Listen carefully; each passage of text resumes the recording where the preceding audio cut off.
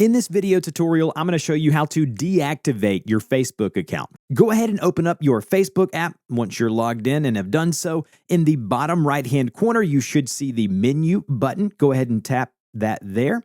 Once inside the menu button, you'll see a gear icon in the upper portion of the screen. Tap on the gear icon there to take you to Settings and Privacy.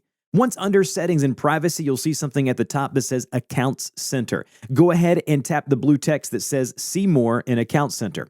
Once you've done that, you want to go ahead and go to Personal Details under Account Settings there, about midway down.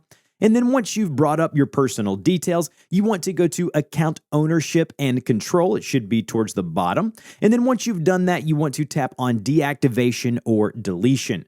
Once you've done that, you then want to select the Facebook profile that you want to deactivate. Go ahead and tap on that profile now, and then you'll have two options, either to deactivate or delete your account. You obviously want to select deactivate, and then go ahead and tap continue and follow the prompts. You may have to retype in your password, and then once you do so, it will temporarily deactivate your account. That means that your profile will be deactivated, names, photos, and stuff will be removed from most things that you've shared, but you'll be able to continue using Messenger. So that's how you temporarily deactivate your Facebook account. If you have any questions, put those down below, and I'll see you in the next video.